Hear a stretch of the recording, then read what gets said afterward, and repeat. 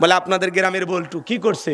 বলে আমাকে বিবাহের প্রলোভন দেখায় একাধিকবার হোটেলে স্বামী স্ত্রীর মতো। আমি আর বললাম না। তখন কি দাবি? কয় আমি আগের স্বামীকে ডিভোর্স দিছি, বাচ্চা কয় দুইটা আছে। কয় মায়ের কাছে। তো তুমি এখন কি চাও? বলে আমাকে বল্টু বিবাহ করুক, না হলে আমি সিদ্ধান্ত নিয়েছি এ জায়গায় আমি আত্মহত্যা করে মারা যাব। তোর মরা উচিত, তোর মতো নারীরই মরা উচিত। কেমন ছেলের সাথে ভালোবাসলি, বাড়িতে তালা ঝুলায় চলে গেল, তার মানে কি বুঝলি? পাগলি কোথাকার। স্বামীর চাইতে অন্য পর পুরুষ কখনো আপন হতে পারে? ওই মিষ্টি মিষ্টি কথা 2 দিন সবাই বলে। আজকে সন্তানেরা দেখেন গোপনে পাপ করে, প্রকাশে পাপ করে। সন্তানকে আপনি নিজের হাতে জাহান্নামে ঠেলে দিচ্ছেন। এমনও মা বাবা আছে সন্তানের হাতে আমরা টাচ মোবাইলগুলো তুলে দিয়েছে। আপনার সন্তান সারা রাত ল্যাপের ভিতরে, কম্বলের ভিতরে অশ্লীল ভিডিও দেখে। কথা কয় না? আপনাদের ছেলে অবশ্য দেখে না, এরা ভালো আছে আছে। এই টাচ মোবাইল, এই মোবাইল যুব সমাজকে চরিত্র নষ্ট করে ফেলে দিয়েছে ভাই। ওই যে ওই মাহফিলে আমি গাইছিলাম, শুনছেন আপনারা? হ্যাঁ, কিছু কয় জানিনি, শোনেননি? কি বলছিলাম মনে নাই? আবার কয়া লিখবি, আবার বলা লিখবি না? ওই যে মোবাইলের একটা গান গাইছিলাম না, মনে আছে? হদেশে মোবাইল আইছে, চিঠি বন্ধ হইয়াছে, দিওয়ানা বানাইছে, পোলা মাইয়ার মনের কথা ভাসে বাতাসে। কথা কয় না? দেখো পোলা পানের মন বাদা ফেসবুকে এখন, মোবাইলে চ্যাটিং কইরা কাটায় সারাক্ষণ। এই মোবাইল পাইয়া দেখো মদনের মাইয়া, এই মোবাইল পাইয়া দেখো মদনের মাইয়া কি কাণ্ড ঘটাইছে, স্বামী সংসার রাইখা নাকি পালাইয়া গেছে। কথা বলেন ঠিক কিনা? বুঝো না? 2 বাচ্চার মা, 4 বাচ্চার মা পরকীয়া প্রেম করে স্বামী সন্তান রাইকা আরেকটা ছেলের হাত ধরে পালিয়ে যায়। যে নারী স্বামী সন্তান রাইকা আরেকটা পর পুরুষের হাত ধরে পালিয়ে যায়, ওটা নারী জাতির কলঙ্ক, ওটা পাশানি ডাইনি, বিশ্বাসঘাতক নারী। কেমনে পারলা বোন? ও মা কেমনে পারলা সন্তান রাইকা স্বামী রাইকা? কেমনে পারলা? কথা কন না কে? এই পরকীয়ার অভিশাপে সমাজটা শেষ হয়ে যাচ্ছে। কথা কন? 2 বাচ্চার মা, 4 বাচ্চার মেয়ে বিবাহের দাবিতে আরেকটা ছেলের বাড়িতে। কি হয়েছে মা? বাড়ি কই? জামালপুর। তো তুমি বগুড়া? বলে আপনাদের গ্রামের বল্টু কি করছে? বলে আমাকে বিবাহের প্রলোভন দেখায় একাধিকবার হোটেলে স্বামী স্ত্রীর মতো। আমি আর বললাম না। তখন কি দাবি? কয় আমি আগের স্বামীকে ডিভোর্স দিছি, বাচ্চা কয় দুইটা আছে। কয় মায়ের কাছে। তো তুমি এখন কি চাও? বলে আমাকে বল্টু বিবাহ করুক, না হলে আমি সিদ্ধান্ত নিয়েছি এ জায়গায় আমি আত্মহত্যা করে মারা যাব। তোর মরা উচিত, তোর মতো নারীরই মরা উচিত। কেমন ছেলের সাথে ভালোবাসলি, বাড়িতে তালা ঝুলায় চলে গেল, তার মানে কি বুঝলি? পাগলি কোথাকার। স্বামীর চাইতে অন্য পর পুরুষ কখনো আপন হতে পারে? ওই মিষ্টি মিষ্টি কথা 2 দিন সবাই বলে। কথা কান নাকি আপনারা? আর বলে আমার স্বামী খারাপ। তোমার স্বামী ফিরাউনের চাইতেও খারাপ। ফিরাউন এত খারাপ স্বামী, বউকে হত্যা করছে, হাতে পায়ে পেরেক মারে নির্যাতন করে বিদায় করছে। কি যে পিটাইছে, পিটায় মারে ফেলছে। আর তুমি তোমার স্বামী কোনোদিন এইভাবে মারছে, হাতে পায়ে পেরেক ঢুকাইছে? স্বামী খারাপ না? কয়টা স্বামীর সংসার করছো? 71 সাল থেকে আজ পর্যন্ত কয়বার বিয়ে হয়েছে তোর? কথা কয় না কে? স্বামী বলে খারাপ আর অন্য পুরুষ ভালো না? বাড়িতে দেখলে সবাই ফিটফাট, ভিতরে সদরঘাট। 3 মাস সংসার কর, ওর আসল রূপ বের হয়ে আসবি। কথা কয় না কে? অতএব মা, কোনো স্বামী খারাপ না। তুমি ভালো হও, স্বামী এমনি ভালো হবে। স্বামী খারাপ, ভালো বানানোর চেষ্টা করো। খারাপ তো মাইনা নাও। উপায়টা কি? স্বামীকে চেঞ্জ করা যায় বারবার? পাগলি কোনটিকার। ভালো হয়ে জানে এই সব দোষ কি নারী না পুরুষের আছে? এক হাতে তালি বাজে। এই ছেলে, তোকে বলছি শোন। এই যুবক, তোমাদেরকে বলছি শোনো। একটা নারীর স্বামী আছে, 2-3টা বাচ্চা আছে, ওই নারীর দিকে তোর চোখটা কেমনি পড়লো? এই দুনিয়াতে কার মানুষ নাই? তোমার স্ত্রীর সাথে যদি কেউ এমনটা করে মাইনে নিবা? তোমার বোনের সাথে, তোমার মায়ের সাথে, তোমার ফুফু খালার সাথে মাইনা নিবা না। তাহলে ওই নারী কারো না কারো স্ত্রী, কারো না কারো মা, কারো না কারো মেয়ে, কারো না কারো বোন, কারো না কারো ফুফু, কারো না কারো খালা। এই ছেলে মাথা কাজ করে না? কত স্বামী পরিত্যক্তা নারী আছে, 2-3টা বাচ্চা, যা বিয়ে কর, রেডিমেড বাচ্চা সহ, আল্লাহ খুশি হবে, যা বিয়ে কর, অসহায় বিধবাদের দায়িত্ব নিয়ে যা, যা বিয়ে কর। কথা কর না চাচা, কথা ঠিক না? কত মেয়ে দরিদ্র পরিবার, গরিব ফ্যামিলি, বিয়ে হয় না, যা না বিয়ে কর, আল্লাহ খুশি হবে। একটু মহারানা বুঝায় দে, বিয়ে করে নিয়ে আসো, যাও। একটা নারীর স্বামী আছে, সন্তান আছে, সেই নারীর সাথে তোমার কেমনে যায়? তোর রুচি এত খারাপ, বেয়াদব ছেলে কোথাকার। হাসেন না, এটা কি ভারতের ওয়াজ হচ্ছে না এই দেশের? না, এই দেশে অবশ্য পরকীয়া শুরু হয়নি, হয়েছে। কত পরিবার বাজান আজকে পথে বসে গেছে খালি এই পরকীয়ার কারণে। কয়েকদিন আগে একটা ছেলে বরগুনার আত্মহত্যা করে মারা গেছে, বউ পরকীয়া প্রেম করে দেখে। কি করবি? 4 বছরে একটা শিশু রেখে বউ পরকীয়া প্রেম করে, স্বামীর সামনে আর একটা ছেলের সামনে হাত ধরে রিক্সাত ঘরে। এই স্বামী মানে নিবার পারে? মনে দুঃখে কষ্টে আত্মহত্যা করে মারা গেছে। এই জন্য মাদেরকে, বোনদেরকে বলো, মা নিজেকে সস্তা বানায় না, মা প্যাকেটে থাকো, পর্দায় থাকো, আল্লাহ তোমার সম্মান মর্যাদা বাড়িয়ে দিবে। কথা ঠিক না? নারীরাই পারে সমাজটাকে সুন্দর করতে। আল্লাহ যেন আমার মা বলে, হ্যাঁ অবশ্যই স্ত্রীর মহারানা বুঝে দিয়ে ঘরে তুলবেন, যৌতুক নেবেন না, যৌতুক হারাম। কাঁচা পায়খানা খাওয়া যেমন হারাম, কন্যা পক্ষের কাছ থেকে জোর করে যৌতুক দাবি করা তেমনি হারাম। আমরা যৌতুক নেব না, আমরা মহারানা দিয়ে বিবিকে ঘরে তুলবো, আমরা পুরুষের মতো কাজ করব। কথা বলেন, প্রত্যেকটা নারীর উচিত মহারানা বুঝে পেয়ে তারপরে বিবাহিত কবুল বলা। কথা কয় না কেন? মহারানা পরিশোধ না হওয়া পর্যন্ত স্বামীকে টাচ করতে দেবেন না। কথা কয় না কেন? বলে আমার আগে 50,000 1 লাখ বুঝাই দাও, তারপরে সাধ্য অনুযায়ী। আবার এটা জুলুম করা যাবে না, মা বোনদেরও দায়িত্ব যে জুলুম যেন না হয়। স্বামী যদি 20,000 দেওয়ার সামর্থ্য থাকে আলহামদুলিল্লাহ, কারো 20 লাখ দেওয়ারও সামর্থ্য আছে। কথা কন। নারীরা জাহান্নামে গেলে তাদের সাথে 4 জন পুরুষকেও জাহান্নামে নিয়ে যাবে, স্বামী, বাবা, বড় ভাই, বড় ছেলে। সাবধান, আপনার স্ত্রী তাকে নামাজি বানানো, পর্দায় রাখার দায়িত্ব আপনার। কথা কন। কি কথা বোঝেন নাই মনে হয়? অত বুঝেন যাবি না, চলেন জবান ছেড়ে সবাই আমার সঙ্গে কণ্ঠ নাড়িয়ে তিলাওয়াত করুন। আউযু বিল্লাহি মিনাশ শাইতানির রাজিম, বিসমিল্লাহির রাহমানির রহিম। বিতাড়িত মোর্দার শয়তানের কাছ থেকে, অভিশপ্ত ইবলিসের কাছ থেকে আল্লাহ তাআলার কাছে আশ্রয় প্রার্থনা চাচ্ছি। পরম করুণা সিমদালু আল্লাহ তাআলার নামে শুরু করছি। আমরা যে কোনো কাজ শুরু করব কার নামে? আল্লাহর নামে। কাজ শুরু করলে বরকত আছে না নাই? সম্মানিত ভাইয়েরা আমার, আমি আপনাদের সামনে সূরা লোকমান থেকে আজকে আলোচনা করব। বাজান, এই পৃথিবীর জমিনে আপনি যদি আদর্শ বাবা হতে চান, সন্তানদেরকে আদর্শ মানুষ হিসেবে করে তুলতে চান, সন্তানদের সাথে কি ব্যবহার করবেন, কি কথা বলবেন, কি আচরণ করবেন, কোনটাতে সন্তানকে সতর্ক করবেন, সাবধান করবেন, লোকমানে হাকিম তার সন্তানদেরকে একত্রিত করে কিছু উপদেশ দিয়েছিল। এই লোকমানে হাকিমের কথাগুলোকে আল্লাহ তাআলা এত পছন্দ করলেন, লোকমানে হাকিমের সেই কথাগুলোকে কোট করে কোরআনুল কারীমের ভিতরে তার নামে একটি সূরা নাজিল করলো। বলুন আল্লাহু আকবার। আপনারা কি আদর্শ বাবা হতে চান? বলেন চান?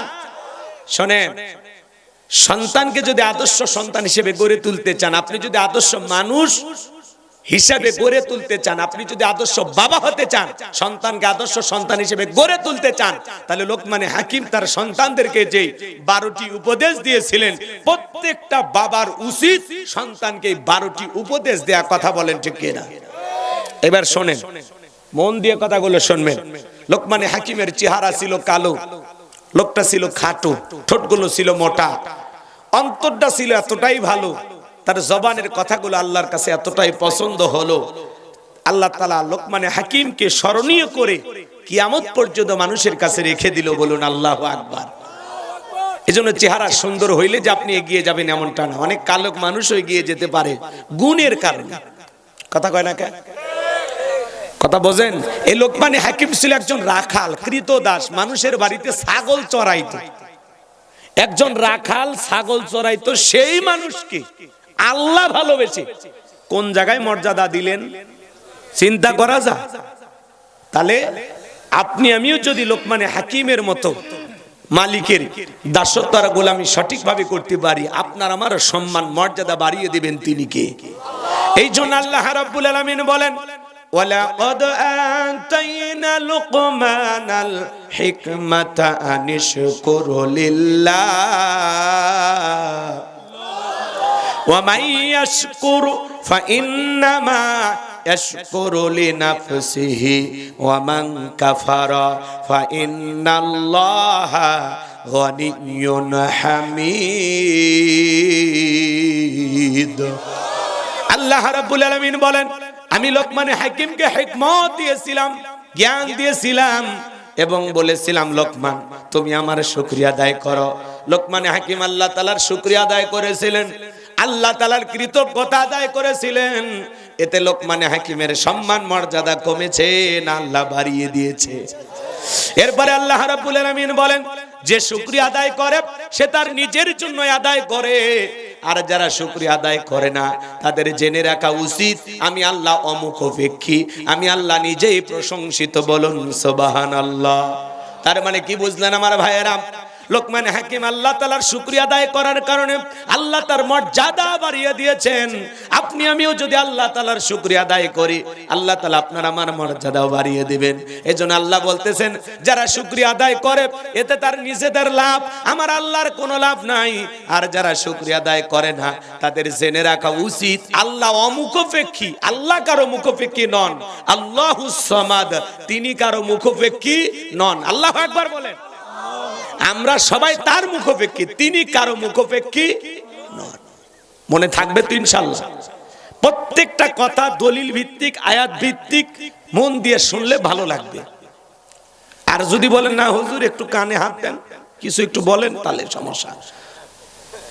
তাফসীরুল কোরআন মাহফিল লিখেছেন, আমাদের দায়িত্ব এসে গেছে কিছু কথা আপনাদেরকে বোঝানো, এবং এখান থেকে যেন আপনার জীবনটা পরিবর্তন হয়, কিছু শিক্ষা নিতে পারেন, কিছু আমলের কথা নিতে পারেন। কথা বলেন ঠিক কিনা? রাত গভীর হওয়ার কারণে আমি লোকমানে হাকিমের সেই ঐতিহাসিক ঘটনা কাহিনীগুলো তুলে ধরতে পারতেছি না, কারণ ওইগুলো ওয়াজ করতে গেলে 1.5-2 ঘন্টা লাগবে। শুধুমাত্র আয়াতের ব্যাখ্যাগুলো আমি আপনাদেরকে শোনাবো ইনশাআল্লাহ। তাহলে লোকমানে হাকিমকে ইলম আর জ্ঞান দিয়েছিলেন কি? আমাদেরকেও জ্ঞান দান করার মালিক কি? ক্বালু সুবহানাকা লা ইলমা লানা ইল্লা মা আল্লামতানা ইন্নাকা আনতাল আলিমুল হাকিম। আমাদের কোনো জ্ঞান নাই, জ্ঞান দেওয়ার মালিক আল্লাহ।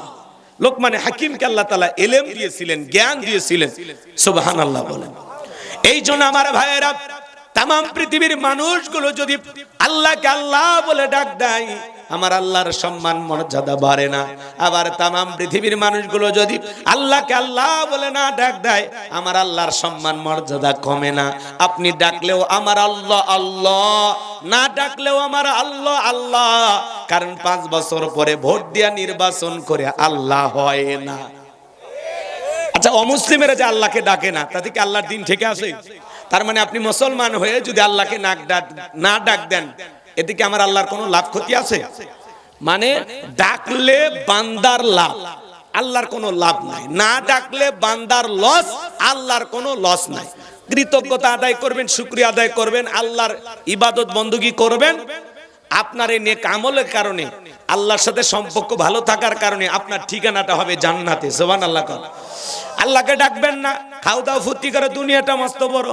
তো এইরকম আবেগ নিয়ে যারা দুনিয়াতে চলাফেরা করেছে, শয়তান যাদেরকে মিসগাইড করেছে, ভুল পথে পরিচালিত করেছে, দুনিয়াকে রঙিন ভাবে উপস্থাপন করেছে, এত রং তামাশায় মেতে আছে, নাচতে নাচতে মারা যায়, মদ খাইতে খাইতে মারা যায়, নারীর সাথে জিনা করতে করতে মারা যায়। কথা বল নাকি আপনারা? বোঝেন না? এরকম ঘটনা পৃথিবীতে ঘটে না? শোনেননি? আজকে প্রথম শুনছেন?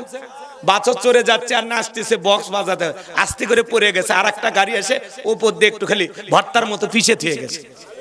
তাহলে ওই দুলে ভাই অবশ্যই জান্নাতে গেছে নাকি কোন? অত সহজ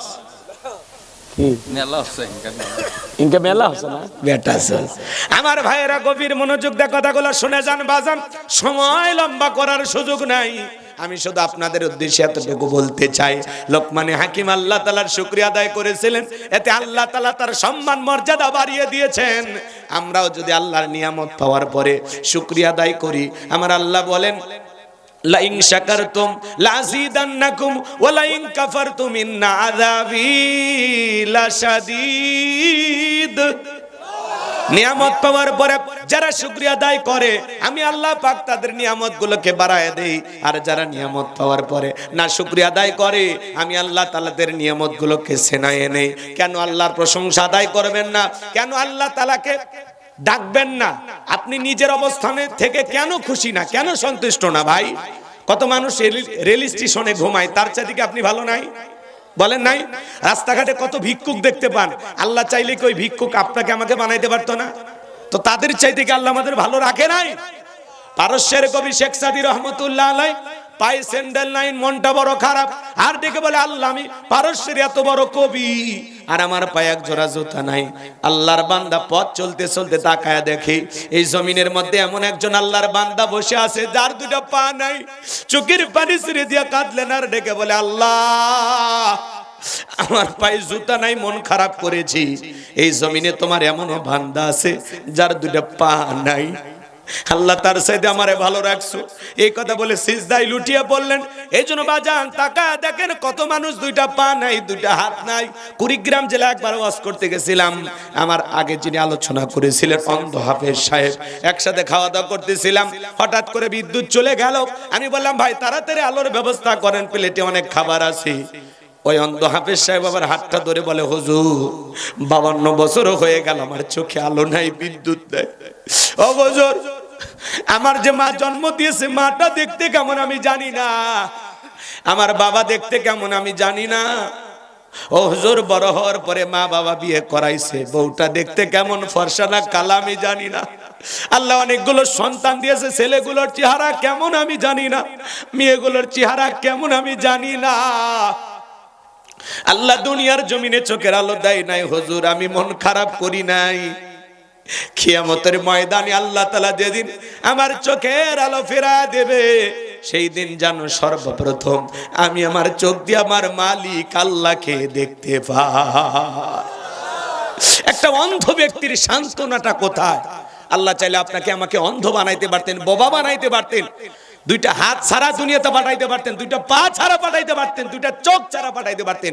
এত সুন্দর ভাবে যে মালিক নিখুঁত ভাবে আপনাকে আমাকে সৃষ্টি করেছেন। লাকাদ খলাকনাল ইনসানা ফি আহসানি তাকওয়িম, বান্দারে বড় সুন্দরতম গঠন দিয়া আমি আল্লাহ তাআলা আপন কুদরতের হাত দিয়া তোদেরকে সৃষ্টি করেছি। বলুন সুবহানাল্লাহ। কেন শুকরিয়া আদায় করবেন না? আপনার একটা ঘর আছে, ঘুমানোর খাট আছে, আলহামদুলিল্লাহ। রিকশা চালান, ভ্যান চালান, ওই জায়গা থেকে বলেন আলহামদুলিল্লাহ। পীরগাছা বাজারে দোকান আছে, আলহামদুলিল্লাহ। বগুড়া শহরে একটা দোকান আছে, আলহামদুলিল্লাহ। আরে ভাই, এই সুস্থতা হলো আল্লাহর দেয়া সবচাইতে বড় নিয়ামত। আল্লাহ চাইলে হাসপাতালের বেডে শোয়া রাখতে পারতো না, ঘরের বিছানা ফেলায় রাখতে পারতো না। এই যে পায়ে পায়ে হেঁটে মাহফিলে যে মালিক আমাদেরকে নিয়ে আসলেন, সেই মালিকের শুকরিয়া আসতে না জোরে একটু চিৎকার মেরে বলেন সুবহানাল্লাহ। হ্যাঁ মুরব্বি, মুরব্বি, চাচা, এটা কথা ছিল না, এটা কথা ছিল না। রাগ করতেছেন আপনারা? আমার এই কথাগুলো একটু মনোযোগ দিয়ে শুনবেন, তাহলে ভালো লাগবে। আল্লাহ আপনাকে যতটুকু দিয়েছেন ততটুকু পেয়ে সন্তুষ্ট থাকতে হবে কার উপর, তাহলে আল্লাহ তাআলা আরো বৃদ্ধি করে দিবেন। আর যদি না শুকরিয়া আদায় করেন, আল্লাহ দেখে না আমার এত অভাব অনটন, এসে হ্যান ত্যান আফসোস করেন, তাহলে হবে। আল্লাহর শুকরিয়া আদায় করেন যে আল্লাহ এত সমস্যার ভিতরে রাখছো, তবু আলহামদুলিল্লাহ।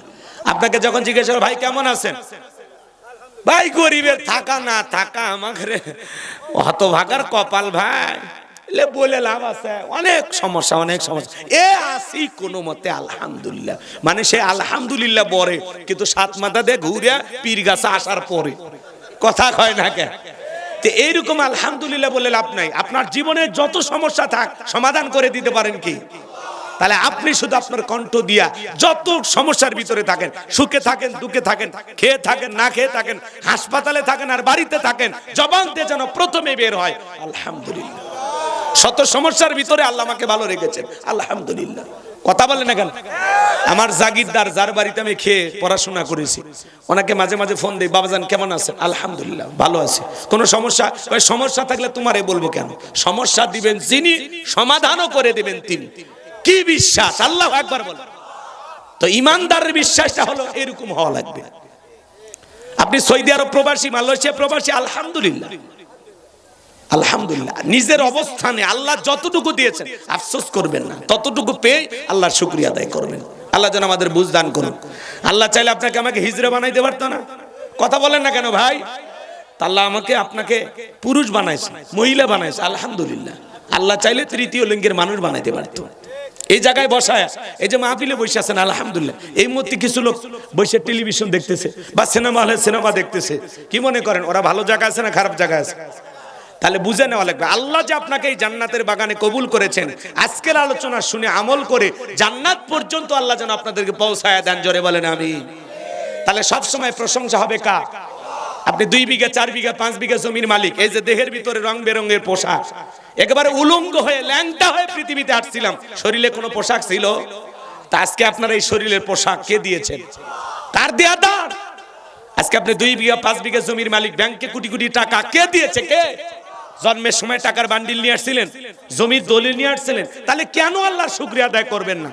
আমি যদি কেন কেন বলে আপনাদেরকে প্রশ্ন করি 3 ঘন্টা চলে যাবে, প্রশ্নের উত্তর দিতে পারবেন না। চলেন বাজান গো আমার, এত কথা বলার সুযোগ নাই, সংক্ষিপ্ত কথা। তাহলে সব সময় আমরা জবান দিয়ে প্রশংসা আদায় করব কার? তাহলে আপনারা সবাই কেমন আছেন? আলহামদুলিল্লাহ। ভাই আগামীকালকে কি বগুড়ে দেখা হবে ইনশাআল্লাহ। উঠতে বসতে সব সময় আল্লাহ তাআলার কৃতজ্ঞতা আদায় করব।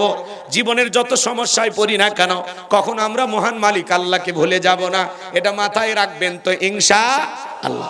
আল্লাহ কবুল করুন, জোরে বলুন আমিন। এরপরে আল্লাহ রাব্বুল আলামিন সুন্দর করে জানিয়ে দিলেন, ওয়া ইদ ক্বালা লুকমানু লিবনিহি ওয়া হুয়া ইয়াইযুহু ইয়া বুনাইয়া লা তুশরিক বিল্লাহ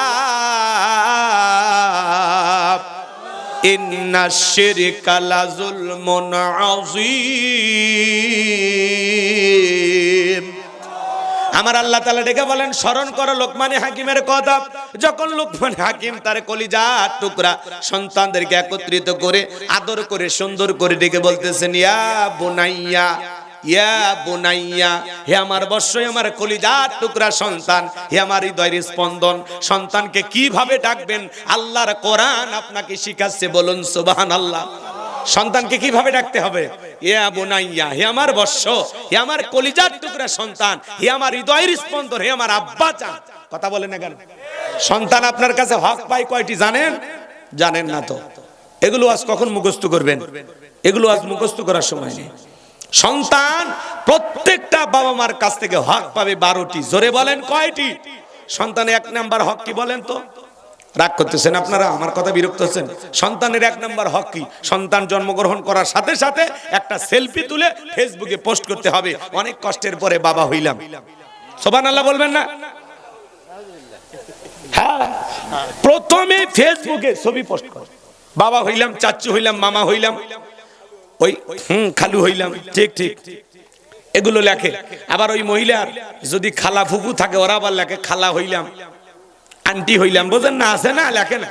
যেই মহিলা বাচ্চা ডেলিভারি করেছে, ওই হাসপাতালের বেডে শুয়ে ওই অবস্থা একটা সেলফি তুলে ফেসবুকে পোস্ট করে, অনেক কষ্টের পরে মা হওয়ার স্বাদ বুঝলাম। এই হলো আমাদের সমাজের কালচার। সন্তান জন্মগ্রহণ করার সাথে সাথে ছবি ফেসবুকে না, সন্তানের কানে প্রথমে আজান দিতে হবে। সেলফি তোলার ঠেলা আজান দেওয়ার কথা মনেই না। ছেলে হোক আর মেয়ে হোক, সন্তান জন্মগ্রহণ করার সাথে সাথে কানে আজান দিবেন। এটা হলো 1 নাম্বার। 2 নাম্বার হলো তাহনিক করা। কি করা বলে? তার মানে কি আলেমদের কাছে নিয়ে যাবেন, মিষ্টি খেজুর হোক, মিষ্টি দ্রব্য কোনো কিছু হোক, ওইটা উনি একটু চিবাইয়া সন্তানের জিহ্বার ভিতরে অথবা তালুর ভিতরে হালকা একটু লাগায় দিবে। এর নাম হলো তাহনিক করা। 3 নাম্বার, সন্তানের একটা সুন্দর নাম রাখা।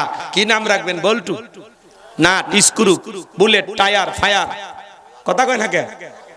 কি আজে বাজে নাম, হাসি খুশি, মায়া, পিঙ্কি, চুমকি, চুইটি, বেলি, চেলি, শিখা, কথা কয় না, কথা কয় না। কি নামের স্টাইল! আজ পর্যন্ত কোন মাহফিলে যা শুনছেন, এই মুহূর্তে আপনাদের সামনে ওয়াজ করবেন হযরত মাওলানা বল্টু সাহেব। এই বল্টুরা জীবনে কিছু করতে পারে? তাহলে এগুলো নাম কেন রাখবেন? ইসলামিক নাম রাখবেন, সুন্দর নাম রাখবেন। আল্লাহর কাছে 2টা নাম প্রিয়, একটা আব্দুল্লাহ আর একটা আব্দুর রহমান। আজকালকার মানুষ এই নামগুলো পছন্দই করে না, এগুলো নামের মধ্যে চাচার দাদা দাদা ভাব। এগুলোর নাম নাকি বয়স্ক মানুষের নাম। সন্তানের নাম রাখছে মোটু পাতলু। আল্লাহ যেন আমাদের হেদায়েত দান করেন। এগুলো নাম রাখবেন না, রনি, সনি, জনি, কি নাম রে ভাই! নামের স্টাইল। ওই ছেলের নামও গোপাল ভাই, ভালো ভালো। রাগ করতেছেন মনে হয় আপনারা। বাজান গো আমার, 12টা হকের কথা বলতে গেলে ওই দিকে আরো লম্বা সময় লাগবে। সন্তানের 4 নাম্বার হলো সন্তানকে দ্বীনি ইলম শিক্ষা দেওয়া। সন্তান যখন বড় হবে, ছেলে মেয়ে হোক, আলাদা আলাদা বিছানা করে দেয়া লাগবে। এইভাবে 12টি হক আছে বাজান, ওই দিকে আমি যাব না। এতটুকু শুধু আপনাদের সামনে বলতে চাই। লোকমানে হাকিম তার আদরের সন্তানদেরকে ডেকে বলতেছেন, ইয়া বুনাইয়া, হে আমার কলিজার টুকরা সন্তান, হে আমার আব্বাজান। আদর করে সন্তানকে ডেকে যা বলবেন তাই শুনবে। এরপরে লোকমানে হাকিম তার সন্তানদেরকে বলতেছেন, লা তুশরিক বিল্লাহ। হে আমার বর্ষ, আমার কলিজার টুকরা সন্তান, হে আমার হৃদয়ের স্পন্দন, লা তুশরিক বিল্লাহ, আল্লাহর সাথে কখনো কাউকে শরীক করা যাবে না। ইন্না শিরিকা লা যুলমুন আযীম, এই শিরিক হলো সবচেয়ে বড় জুলুম, সবচেয়ে বড় অপরাধ। সন্তানদেরকে বুঝাইতেছেন। একটা ছেলে ডেকে বলে, আব্বা আমারে দিয়ে ওয়াজ নসিহত হবে না, আমারে দিয়ে ইমামতি হবে না, আমারে কিছু টাকা দেন, আমি একটু ব্যবসা বাণিজ্য করব। লোকমানে হাকিম ডেকে বলে, ছেলে রে, তোমার যে টাকা দেব এত টাকা আমার কাছে নাই। বলে, আব্বা আমারে দিয়ে ইমামতি হবে না, ওয়াজ নসিহত হবে না, আমারে টাকা দেন, আমি বিজনেস করব, ব্যবসা বাণিজ্য করব। আপনারা বলেন বাজান, আলেমের বেটা সবাইকে আলেম হয়? আলেমের বেটাও জালেম হয়, ডাক্তারের বেটাও ডাকাত হয়, কথা কন। আবার ডাকাতের বেটাও ডাক্তার হয়, জালেমের বেটাও আলেম হয়, কথা কন ঠিক কি না? সম্মানিত ভাইয়ের আমার, গভীর মনোযোগ দিয়ে শোনেন। ছেলেটা বড় নাসর বান্দা, বারবার বলে, আব্বা টাকা দাও, টাকা দাও। লোকমানে হাকিম ডেকে বলে, ছেলে রে, আমি আমার এক বন্ধুর কাছ থেকে টাকা পাই, সেই বন্ধু একটা দ্বীপে বসবাস করি। ওই দ্বীপ পর্যন্ত আজকে বহু মানুষকে পাঠাইছিলাম, কোনো মানুষ তো আসে নাই। তোমারে পাঠাইতে বড় ভয় করে। সন্তান হয়ে তুমি যদি বিপদে পড়ো, আমি বাবা কার কাছে দুঃখের কথা বলবো? ছেলে বড় নাসর বান্দা, কোনো কথাই শোনে না। বাবার কাছ থেকে বলতেছে, আব্বা আপনি শুধু ঠিকানা বলে দেন, আমি যত কষ্টই হোক ওই দ্বীপ পর্যন্ত পৌঁছে দেব। লোকমানে হাকিম এইবার ডেকে বলে, শোনো, বাড়ি থেকে যখন বের হয়ে যাইবা, 2 রাকাত সালাতুল হাজতের নামাজ আদায় করবা। এরপরে সন্তান মনে রাখবা, বিপদের পরে আর আগে 2 রাকাত করে সালাতুল হাজতের নামাজ আদায় করবা। এইবার লোকমানে হাকিমের সন্তান 2 রাকাত সালাতুল হাজতের নামাজ আদায় করে রওনা করলেন। পথ চলতে চলতে চলতে চলতে বাবা বলে দিছে, শোনো, মরুভূমির বিশাল পথ পাড়ি দেওয়ার পরে দেখবা একটা জঙ্গল দেখা যায়, জঙ্গলের ভিতরে দেখবা ঝর্ণার পানি পড়তেছে, সেখান থেকে প্রয়োজন মোতাবেক পানি পান করবা।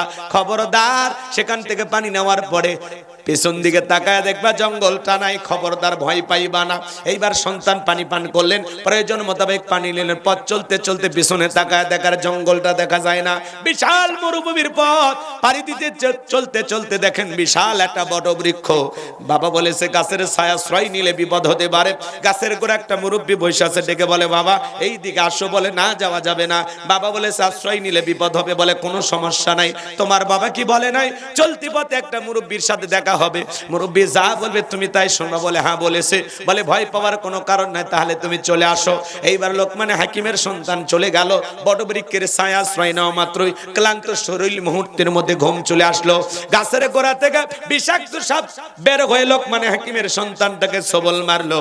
মুরব্বী তাকায় দেখে, সত্যি তো ছেলেটার বিপদ হয়ে গেল। এইবার সাপটাকে ধরলেন, সন্তানটাকে বিপদ মুক্ত করলেন। দাঁড়ালো অস্ত্র দিয়া মাঝখান দিয়ে একটা টুকরো করে পিছনের অংশে ফেলায় দিলেন। আর মাতের অংশটা লোকমান হাকিমের সন্তানের ব্যাগের ভিতরে রাইখা দিলেন। এইবার যখন ঘুম থেকে জাগ্রত হয়েছে দেখে বলে, বাবা রে, সত্যি তোমার বড় বিপদ হয়েছিল, বিষাক্ত সাপ তোমার সবল মেরেছিল, আমি বিষমুক্ত করেছি। এইবার লোকমান হাকিমের সন্তান 2 রাকাত সালাতুল হাজতের নামাজ আদায় করে বলে, মুরব্বি, ওই জনবসতি এলাকায় গিয়ে বাবার পরিচয় দিলেই তারা আমাকে সেই দ্বীপের রাস্তাটা দেখিয়ে দিবে। মুরব্বি ডেকে বলে, বাবা, আমি যদি তোমার সফরের সঙ্গী হই তোমার কি কোনো আপত্তি আছে? বলে, না, আপত্তি নাই। এই কথা বলে মুরব্বিকে সঙ্গে নিয়ে ওই জনবসতি এলাকায় যখনই যা বলেছেন আমি লোকমান হাকিমের সন্তান, সবাই আদর মোহাব্বত ভালোবাসা দেখাইতে লাগলেন। আপনারাই বলেন, বাংলাদেশের সবচেয়ে বড় বক্তা আল্লামা সাইদি হুজুরের সন্তান যদি আপনাদের এলাকায় এসে বলে আমি সাইদি হুজুরের সন্তান, আপনারা কি ভালোবাসা দেবেন না? মোহাব্বত করবেন, ভালোবাসা দেবেন, খাইতে দেবেন, ঘুমাইতে জায়গাও দেবেন। কথা বলেন। ডক্টর মিজানুর রহমান আজারি ভাইয়ের ছেলে যদি আপনাদের এলাকা আসে ভালোবাসা দেবেন না? পারলে ছেলেকে বলবেন, বাবা তুমি থাকো, তোমার বাবাকে একদিন ফোন দাও, তোমার বাবা শুদ্ধ দই মিষ্টি যা লাগে সব দেব, পীরগাছা বাজারে যেন 1 ঘন্টা ওয়াজ করে যায়। কথা কয় না, কথা কয় না। বাবার কারণে সন্তানটাকে মোহাব্বত করবেন। আল্লামা মামুনুল হক তার সন্তান যদি আপনাদের এলাকায় অবশ্যই ভালোবাসা দেবেন। এইভাবে যদি হিসাব করেন বাজান, সরমনের পীর বলেন আর বড় বড় হুজুর আলেম ওলামা যারাই বলেন, তারাই যদি আপনাদের এলাকায় আসে, হাফিজুর রহমান কুয়াকাটা তার ছেলে আসলে আপনারা ভালোবাসা দেবেন। কথা বলেন ঠিক কিনা? সন্তানকে মোহাব্বত করার কারণ হলো তার বাবাকে আপনারা আগে থেকেই চেনেন, বাবাকে মোহাব্বত করেন, সেই সূত্রে সন্তানটাকে একটু ভালোবাসা দিলেন। রাগ করেন? প্যারেড ময়দানে আলোচনা শুরু হয়ে গেছে চট্টগ্রামে। সমস্ত শ্রোতারা কাঁদে আর বলে, আরে আজকে আলোচনা শুরু হয়ে গেল, কিন্তু কোরআনের পাখি আল্লামা সাইদি হুজুর না। 5 দিন ব্যাপী ঐতিহাসিক চট্টগ্রামের সেই ময়দানে কোরআনের তাফসীর শুরু হয়ে গেছে। গতকালকে আব্দুল আলামিন ভাই কথা বলেছেন, আজকেও কামরুল ইসলাম সাইদ আনসারী কথা বলবেন, এভাবে ওলামা ইকরাম কথা বলবেন। আমার ভাইয়েরা শেষের দিনে কথা বলবেন ডক্টর মিজানুর রহমান আজারি ভাই। চিন্তা করেন বাজান, কোরআনের পাখি একাই 5 দিন আলোচনা করত। আজকে সেই কোরআনের পাখিকে আমরা হারিয়েছি, তার শূন্যতা কোনোদিন পূর্ণতা পাবে না। তার রেখে যাওয়া ময়দানে আওয়াজ চালু হয়েছে, আলোচনা চালু হয়েছে, কিন্তু কোরআনের পাখির সেই সুর আমরা আর খুঁজে পাচ্ছি না। গতকালকে আব্দুল আলামিন ভাই কথা বলেছেন, অনেক শ্রোতা কান্না করেছেন আর বলেছেন মাঝে মাঝে মনে হয়েছে আল্লামা সাইদির কণ্ঠ মনে হয় ভেসে আসতেছে, জোরে কোন মারহাবা। বলতেছে আব্দুল আলামিন হুজুরের কথা শুনতেছে আর মাঝে মাঝে মনে হয় যে এটাই মনে হয় আল্লামা সাইদি হুজুর কথা বলতেছেন। আল্লাহু আকবার বলে। এই চট্টগ্রামের ময়দানে ঐতিহাসিক ঘটনা ঘটবে ইনশাআল্লাহ, আমরা অপেক্ষায় আছি। ওলামা ইকরামদের কথাগুলো শুনতে যে গণজোয়ার সৃষ্টি হয়েছে, এই গণজোয়ার প্রমাণ করে আগামীর বাংলাদেশ ইসলামের বাংলাদেশ, আগামীর বাংলাদেশ কোরআনের বাংলাদেশ। কথা বলে ঠিক কিনা? এই জমিনে কোরআনের আইন প্রতিষ্ঠিত হবেই হবে। কারা কারা চান 2 হাত তুলে দেখান। লিল্লাহে তাকবীর। জমিন যার আইন চলবে তার কথা বলে ঠিক কিনা? আলাহুল খলক ওয়াল আম, সৃষ্টি যার আইন চলবে সে আল্লাহর। কথা বলে ঠিক কিনা? এইবার লোকমান হাকিমের সন্তান যখন বাবার পরিচয় দিলেন, সবাই আদর করতে লাগলেন, ভালোবাসা দিতে লাগলেন, থাকার জায়গা দিলেন, ঘুমানোর ব্যবস্থা করে দিলেন। এইবার সবাই ডেকে বলে, বাবা এলাকা একটা সুন্দরী মেয়ে আছে, আমরা চাই তুমি মেয়েটাকে বিবাহ করো। লোকমান হাকিমের সন্তান এই কথা শোনার পরে বাবার কথা মনে হয়ে গেল। বাবা আগেই বলেছে এলাকায় যাওয়ার পর একটা মেয়ে আছে, খবরদার ওই মেয়েকে বিবাহ করবে না, করলেই বিপদ হবে। লোকজন ডেকে বলে, বাবা বিয়ে করো আর না করো, পাত্রীটা দেখো। কি দেখো? তো এই লোকমান হাকিমের ছেলে পাত্রী দেখতে গেছে। মেয়েটা দেখতে এত সুন্দরী ভাই, সেই সময়ের বিশ্ব সুন্দরী বললেও ভুল হবে না। চোখ দুটো হরিণীর মতো টানা টানা, গালগুলো কমলার মতো, ঠোঁটগুলো গোলাপের পাপড়ির মতো, কোনো অংশে কমতি নাই, এত সুন্দর। এক পলক দেখে লোকমান হাকিমের ছেলে বলতেছে, বিয়ে যদি করি এই মেয়েকে করব। মানে এত সুন্দর, এক জায়গায় পছন্দ হয়ে গেছে। মারহাবা কন। এইবার সবাই বলতেছে, বাবা পাত্রী কি পছন্দ হয়েছে? বলে এত সুন্দর পাত্রী অপছন্দ করব কোন জায়গায়? কথা কই বুঝেন না? এত সুন্দর মেয়ে কেমনে বলি যে অপছন্দ হয়েছে? তো বলতেছে, বাবা তাহলে তুমি রাজি? বলে হ্যাঁ আমি রাজি। তখন বলতেছে, বাবা মেয়ের একটা গোপন সমস্যা আছে। কথা কয় না? বিয়ে করতে গেলে আশেপাশে যখন যা বলেন মেয়ের কি খবর, আশেপাশে দুই একবারই জিজ্ঞাসা করে না যে মেয়েটা অমুকের মেয়েকে আমরা দেখতেছি, মেয়েটা কেমন? কয় বাবা ওই মেয়ের কথা বলতেছো, 7 দিন আগে একটা ছেলের হাত ধরে কক্সবাজার থেকে ঘুরে কিছুদিন আগে আসছে। তার মানে ওর কোনো সমস্যা থাকলে ওইটা বলে দেয়, কথা কয় না। ঘটকেরা তো অনেক ধামাচাপা দেয়, কিন্তু আশেপাশে প্রতিবেশী থাকলে ওরা কিন্তু সত্যটা বলে দেয়। রাগ করতেছেন মনে হয়। এইবার লোকমান হাকিমের সন্তানকে ডেকে বলে, বাবা পাত্রী দেখে যেহেতু পছন্দ হয়ে গেছে, বিয়ে তো করবা। মেয়ের একটা গোপন সমস্যা আছে, এর আগেও মেয়েটার 10 বার বিয়ে হয়েছে। কয়বার? 10 বার বিয়ে হয়েছে বাবা। প্রত্যেকটা স্বামী বাসর ঘরে মারা গেছে, একটা স্বামী বাসর ঘর থেকে জীবিত বের হয় নাই। তোমার নাম্বার হলো 11। এখন তুমি যদি রাজি থাকো তাহলে বিবাহের ব্যবস্থা করব। লোকমান হাকিমের সন্তান এইবার টেনশনে পড়ে গেল, আর মনের মধ্যে বারবার এই কথাটাও কি মারে, এত সুন্দর বউ জীবনে পাওয়া যাবে না, যেভাবেই হোক বিয়ে করাই লাগবে। লোকমান হাকিমের সন্তানের সাথে এই মেয়েটার বিবাহের কি ঘটনাটা আমি কি একটু সামনে নিয়ে যায় বলবো? আপনারা পুরো ঘটনায় শুনবেন। বলেন লোকমান হাকিমের সন্তানের বিবাহের ঘটনাটা শুনবেন? কারা কারা একটু হাত তোলেন তো দেখি। লিল্লাহে তাকবীর। হাত নামান বাজান। এইবার লোকমান হাকিম তার সন্তানদেরকে ডেকে বলেন, ইয়া বুনাইয়া, হে আমার বৎস, আমার কলিজার টুকরা সন্তান, লা তুশরিক বিল্লাহ, আল্লাহর সাথে কখনো কাউকে শরীক করা যাবে না। এই জন্য লোকমান হাকিম তার ছেলেদেরকে ডেকে বলেন, ইয়া বুনাইয়া, হে আমার বৎস, লা তুশরিক বিল্লাহ, আল্লাহর সাথে কখনো কাউকে শরীক করবা না, আল্লাহর সমকক্ষ কাউকে স্থির করবা না। ওয়ালাম ইয়াকুল্লাহু কুফুয়ান আহাদ, আকাশ আর জমিনে আল্লাহর সমকক্ষ, আল্লাহর সমতুল্য আর কেউ নাই। লা তুশরিক বিল্লাহ, আল্লাহর সাথে কখনো কাউকে শরীক করবা না। ইন্না শিরকা লা যুলমুন আযীম, এই শিরক হলো সবচাইতে বড় জুলুম, সবচাইতে বড় অপরাধ, সব পাপের বড় পাপ নাম হলো শিরক। তাহলে আজ থেকে কি আমরা ওয়াদাবদ্ধ হলাম আমরা শিরক করব না? আমার আল্লাহ এতটা খুশি হয়ে গেল, লোকমান তুমি তোমার সন্তানকে আমার সাথে পরিচয় করায়া দিলা, আমি আল্লাহ বড় খুশি হয়ে গেলাম। এইবার আমি আল্লাহর দায়িত্ব তোমার সন্তানদের সাথে তোমার পরিচয় করায়া দেওয়া।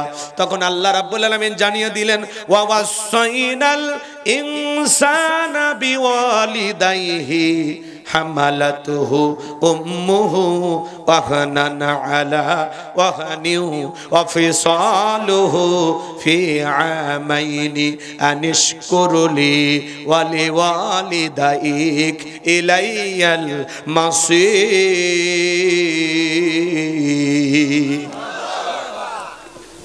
5 থেকে 7 মিনিট এই কথাটা বলবো এই আয়াতটা নিয়ে। আল্লাহ বলতেছে, লোকমান তুমি সন্তানদেরকে আমার সাথে পরিচয় করায় দিলা, আমি আল্লাহ বড় খুশি হয়ে গেলাম। এইবার আমার দায়িত্ব তোমার সন্তানদেরকে তোমার সাথে পরিচয় করায় দেওয়া। এই জন্য আল্লাহ তাআলা পিতামাতার খেদমতে আল্লাহ চলা শুরু করলেন, বলেন সুবহানাল্লাহ। পিতামাতার যে কত দরদ, কত যত্ন করতে হবে, কত আদর করতে হবে, সেই কথা আল্লাহ বলতেছেন। ওটা বসা করতেছেন কেন ভাই? আমি আগেই বলছি, একটু 12:30 পরে বাজান যান, একটু দয়া করে উঠেন, বসে। আমার ভাইরা শোনেন, আল্লাহ তাআলা জানিয়ে দিলেন, ওয়া ওয়াসাইনাল ইনসানা বিওয়ালিদাইহি হামালাতুহু উম্মুহু ওয়াহনান আলা ওয়াহনিউ ওয়া ফিসালুহু ফি আমাইনি আনিশকুরলি ওয়া লিওয়ালিদাইক ইলাইয়াল মাসির। আল্লাহ তাআলা বলেন, আমি তো মানুষকে নির্দেশ দিয়েছি তারা যেন মাতা পিতার সাথে সদাচরণ করে, উত্তম ব্যবহার করে। কারণ হলো তার মা কষ্টের পর কষ্ট সহ্য করে সন্তানটাকে গর্ভধারণ করেছে, 2-2.5 বছর বুকের দুধ পান করাইছে। সুতরাং আমার প্রতি এবং মাতা পিতার প্রতি তোমরা কৃতজ্ঞ হও। আর তোমরা সবাই তো আমি আল্লাহর দিকে প্রত্যাবর্তন করবা। আল্লাহু আকবার বলেন। আল্লাহ তাআলা এই জায়গায় পরিষ্কার জানা দিলেন, তোমার মা কষ্টের পর কষ্ট সহ্য করেছেন। মায়ের কষ্টের কথা আল্লাহ তাআলা তুলে ধরে বলতেছেন, একটা মা সন্তানের জন্য কত কষ্ট করে। সন্তান যখন মায়ের পেটে চলে আসে 3-4 মাস খাইতে পারে না, মার বমি বমি হয়। 6-7 মাস যখন আস্তে আস্তে সন্তানটা মায়ের পেটে বড় হয়, 7 মাস 1 দিন যখন হয়ে যায়, আপনি আমি মায়ের গর্ভে যেই জায়গাটা তার থাকি, এই জায়গাটা মাত্র 10 ইঞ্চি। এ বাজান 7 মাস 1 দিন পরে সন্তানটার এই জায়গা পরিপূর্ণ হয়ে যায়। তখন আল্লাহ তাআলা কি করেন, সন্তানে 2টা পাপ মার কলিজার সাথে লাগায়া দেয়। সন্তান যত বড় হয় সন্তানের দুইটা পায়ের সাথে মায়ের কলিজাটা তত উপরে উঠতে থাকে। আমার ভাইয়েরা, ডাক্তারি গবেষণায় বলা হয়েছে বাজান, যেই সন্তান সবচাইতে কম মায়ের পেটে নাড়াচাড়া করে ওই সন্তানটা মায়ের গর্ভে থাকা অবস্থায় ৪,৫০০০ বার মায়ের কলিজায় লাথি মারে। আজকে এই দুনিয়ার জমিনে সবচাইতে অবহেলিত হলো মা বাবা। ৯৫% ফ্যামিলির দিকে তাকায় দেখেন বাজান, পিতামাতার সাথে আমাদের ভালো ব্যবহার না। আমি আপনাদের কাছে ৫ থেকে ১০টা মিনিট চেয়ে নিলাম বাজান, এরপরে আমি অন্য পয়েন্ট নিয়ে আলোচনা করব, নতুন কোন বিষয় আপনাদেরকে শোনাবো বাজান। দিলটা নরম করে গুনাহগারের কথাগুলো শুনে যান। ৮-৯ মাস যখন হয়ে যায়, মার পেটটা তরমুজের মতো বড় হয়ে যায়। মা ঘুমাইতে পারে না, সারা রাত জাগায়া জাগায়া কাটায় দেয়। যে মা সন্তান পেটের ভিতর নিয়ে ঘুমাইতে পারে না, সারা রাত জায়গা নফল নামাজ পড়লে যে সব হয়, মায়ের আমল নামায় আমার আল্লাহ সেই সব লিখে দেয়। ডেলিভারির সময় যখন চলে আসে, গভীর নিশীথে মা বাবার দুইটা পা জড়ায়া কান্দে। বাবার পায়ে যখন মার পানিগুলো স্পর্শ করে, মায়ের চোখের পানি দিয়ে যখন বাবার পাটা ভিজে যায়, বাবা ঘুম থেকে উঠে ডেকে বলে, বিবি এত রাত্রিতে কেন তুমি কান্না করো, কি হয়েছে তোমার? ডেকে বলে, স্বামী, কত মহিলার সন্তান জন্ম দেখে মারা যায়, আমার বড় ভয় করে গো স্বামী, আমি যদি মারা যাই এই জন্য বড় ভয় লাগে। দীর্ঘদিন আপনার সংসার করলাম গো স্বামী, বলবে তুমি মাফ করে দেন। এই নেন সংসারের চাবি, বুঝায়া দিলাম, বেঁচে থাকলে আবারও দেখা হবে, আমি বাবার বাড়িতে চলে গেলাম। এই কথা বলে মা চলে যায়। প্রসবের যখন ব্যথা ওঠে, প্রসবের কি যে যাতনা, কি যে কষ্ট, কি যে ব্যথা, দুনিয়ার মা ছাড়া কেউ বুঝবে না বাজার। প্রসবের যাতনায় মা দাঁত মুখ কামড়ায়, চোখের পানি ছেড়ে দিয়ে কাঁদে। নবীর এক সাহাবী মাকে কাঁধে করে নিয়ে খানায় কাবা তওয়াফ করে। আমার নবী ডেকে বলে, সাহাবী তোমার কাঁধে কে? বলে, হুজুর আমার মা। বিশ্ব নবী বলে, সাহাবী বড় ভালো কাজ করতেছো। দুনিয়াতে তো জন্মের আগে আমি আমার বাবাকে হারাইছি, শিশুকালে মাকে হারিয়েছি, মায়ের খেদমত করা আমার কিসমতে জোটে না। ও সাহাবী বড় ভালো কাজ করতেছো। সাহাবী ডেকে বলে, হুজুর আমি যে আমার মাকে কাঁধে করে নিয়ে খানায় কাবা তওয়াফ করতেছি, আমি কি আমার মায়ের হক আদায় করতে পেরেছি?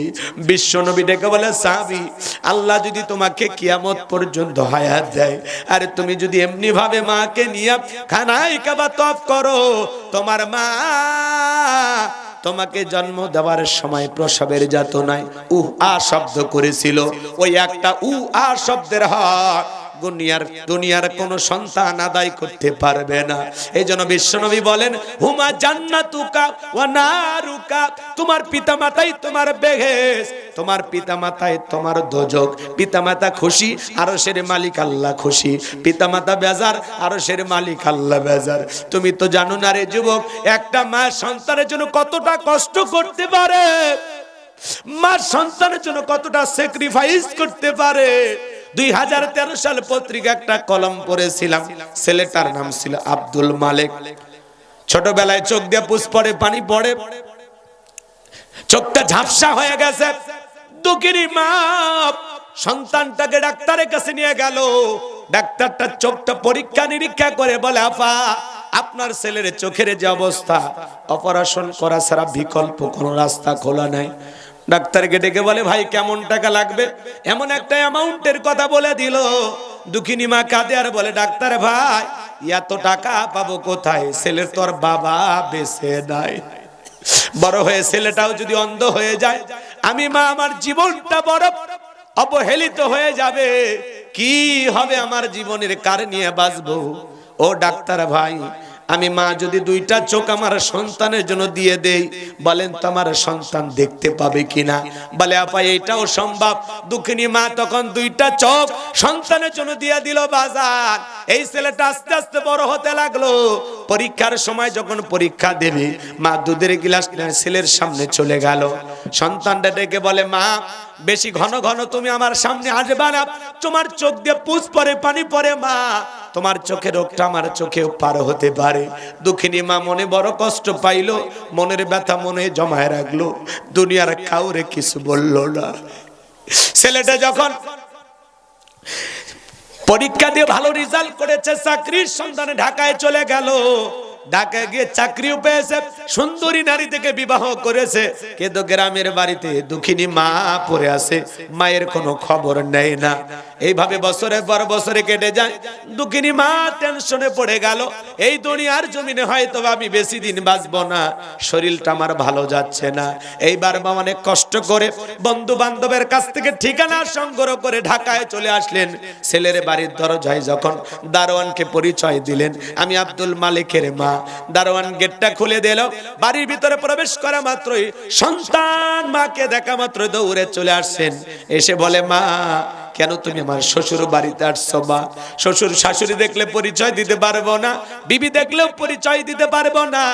এই কথা বলে কিছু টাকা পকেট থেকে বের করে দুঃখিনী মায়ের হাতে তুলে দেয় আর বলে, মা এই টাকাটা নাও। হঠাৎ করে স্ত্রী কোথা থেকে চলে আসলো আর স্বামীকে ডেকে বলে, কি ব্যাপার, এই সেরা শাড়ি পরা মহিলাটা তোমার কে হয়? ডেকে বলে, এইটা হলো আমার গ্রামের বাড়ির কাজের মহিলা। এই মহিলাটা আমার গ্রামের বাড়ির কাজের মহিলা।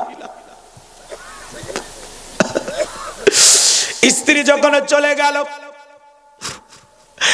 দুঃখিনী মা চোখের পানি ছেড়ে দিয়ে কাঁদে আর বলে, আব্দুল মালিক, যখন তুমি অসুস্থ ছিলে বাবা, সারা রাত জায়গা তোর সেবা করতাম, আল্লাহর কাছে কাঁদতাম আর বলতাম, আল্লাহ আমার হায়াত নিয়ে বললাম আমার আব্দুল মালিককে তুমি বাঁচায়া রাখো। আজকে বইয়ের সামনে মারে চাকরি বানা দিলে এমন প্রতিদান দিবি কখনো ভাবি নাই।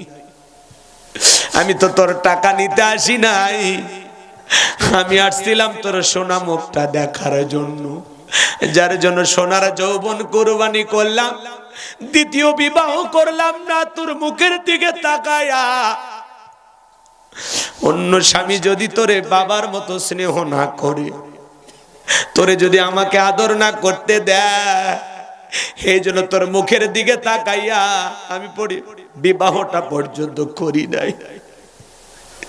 এই নে তোর টাকা, তুই পকেটে রাখ বাবা, আমি মা আমার টাকার কোনো প্রয়োজন নাই, আমি তোর মুখটা দেখার জন্য এসেছিলাম রে বাবা, আমার স্বাদ মিটে গেছে, কোনোদিন মায়ের পরিচয় নিয়ে আর তোর দুয়ারে দাঁড়াবো না। বুক ভরা ব্যথা নিয়ে দুঃখিনী মা গ্রামে চলে গেল।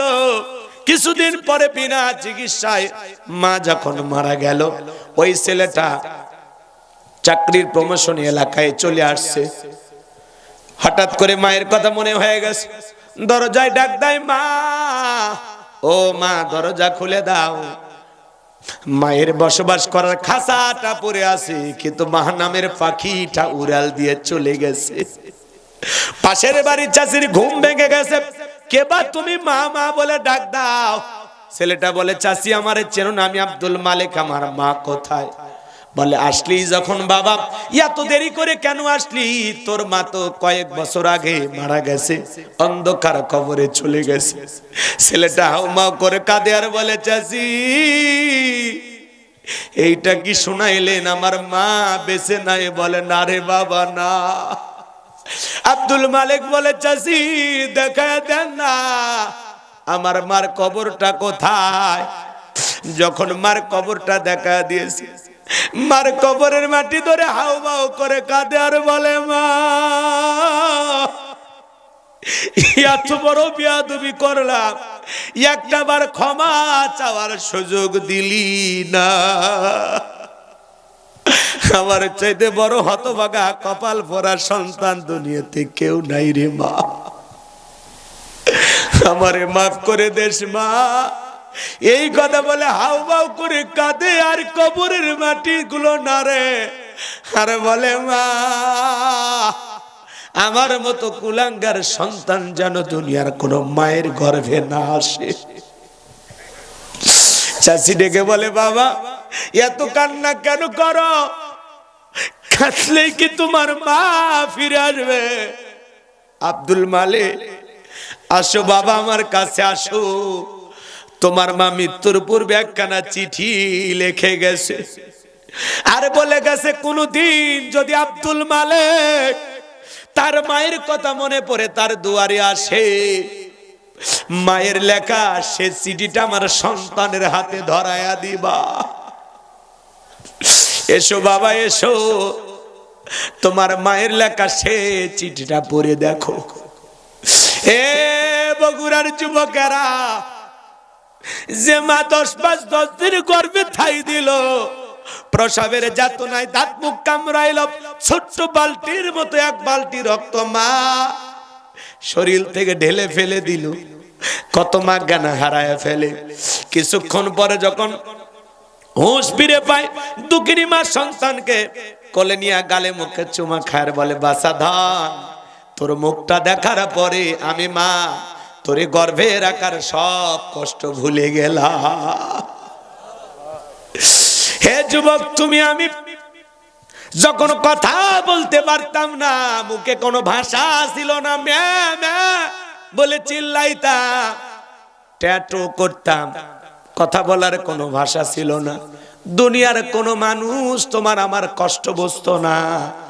একজন মানুষ তোমার আমার কষ্ট বুঝতো, তার নাম হলো মা। এই মায়ের ঋণ আমরা শোধ করতে পারবো না রে যুবক। তোমার আমার শরীরের চামড়া কিনে যদি মায়ের জুতা বানায় দেই, তবুও মায়ের ঋণ শোধ করা যাবে না। কথা বলেন না কেন? রাগ করেন নাকি?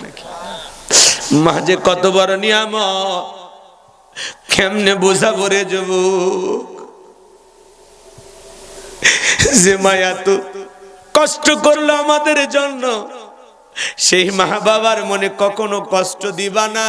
কোন কোন যুবক আছো পিতা মাতার খেদমত করবা, তাদের দোয়া নিবা, দুইটা হাত তুলে আল্লাহকে দেখাও। আল্লাহ আমাদের সবাইকে পিতা মাতার খেদমতকারী সন্তান হিসেবে কবুল করুন। জোরে বলুন আমিন। আরেকটু জোরে বলুন আমিন। হে যুবক, তুমি তোমার মা বাবার সাথে যে আচরণ করবা, তোমার সন্তান হুবহুব তোমার সাথে একই আচরণ করবে। কথা বলেন না কেন ভাই? মা বাবার সাথে বেয়াদবি করো না। মা বাবার ভালোবাসা নিঃস্বার্থ ভালোবাসা, তাদের ভালোবাসার মধ্যে কোনো স্বার্থ থাকে না। কথা বলে ঠিক কিনা?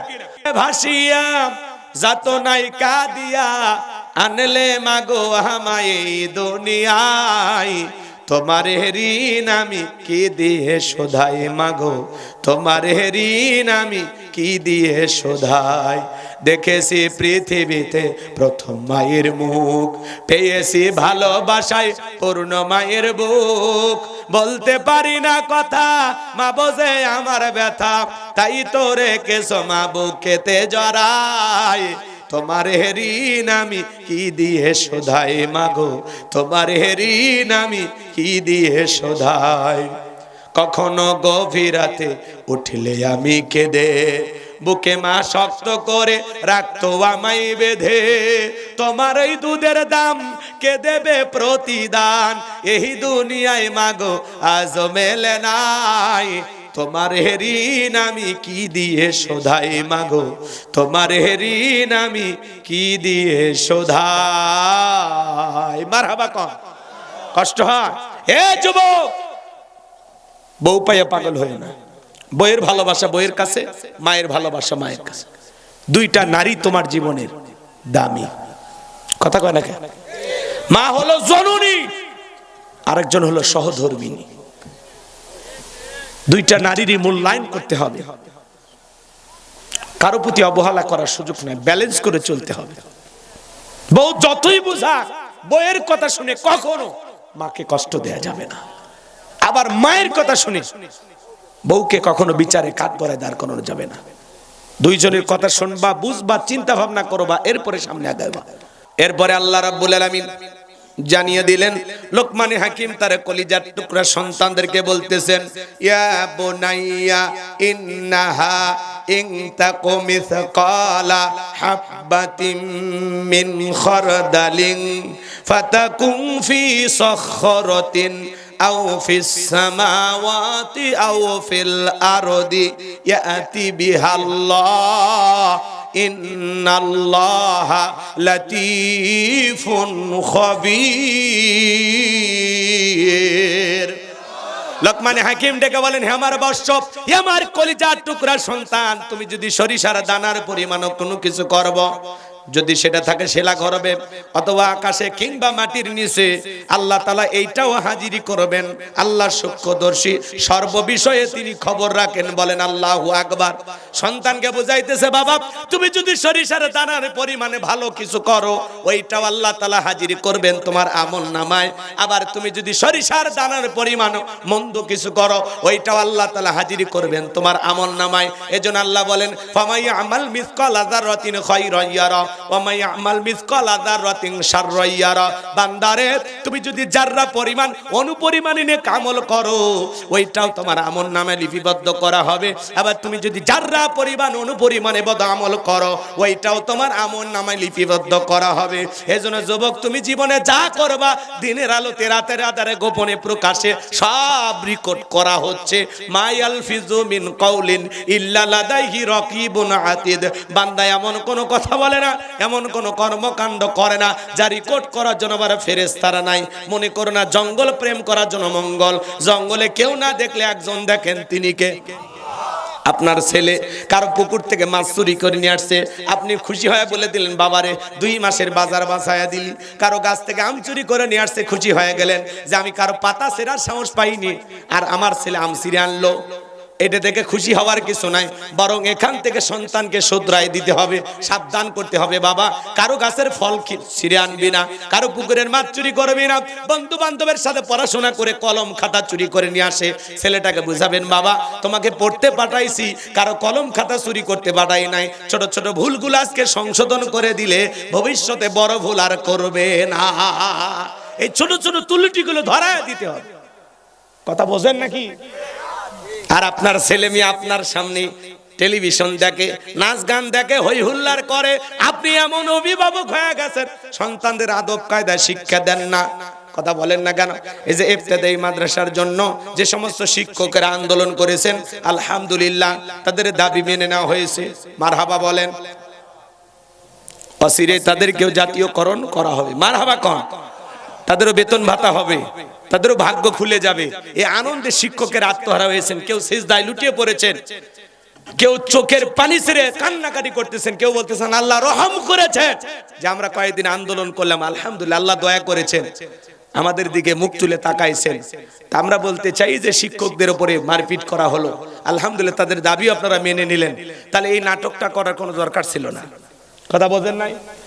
শিক্ষক হলো আমাদের মাথার তাজ, এই জন্য শিক্ষকদের সাথে খারাপ ব্যবহার করা যাবে না। আলহামদুলিল্লাহ শিক্ষকদের সমস্ত দাবি তারা মেনে নিয়েছেন, এটা বাস্তবায়ন হবে। তারা বলেছেন আগামী জুন মাসের মধ্যে এটাকে বাস্তবায়ন করতে হবে, না হলে আবারও আন্দোলন করবে। রাগ করতেছেন মনে হয় আপনারা। ইবতেদায়ী মাদ্রাসাগুলো কিন্তু অনেক বছর ধরে অবহেলিত, কোন সরকার এদিকে নজর দেয়নি। কথা বলে না কেন? এই শিক্ষকগুলো অনেক অবহেলিত। এক শিক্ষক বলে লিখেছেন 39 বছর ধরে উনি শিক্ষকতা করতেছেন, কিন্তু 1টি টাকাও বেতন পায়নি। কথা বোঝেন নাই? প্রত্যেকটা অঞ্চলে কিন্তু ছোট ছোট ইবতেদায়ী মাদ্রাসাগুলো আছে, এখান থেকে আমাদের সন্তানগুলো দিন শেখে।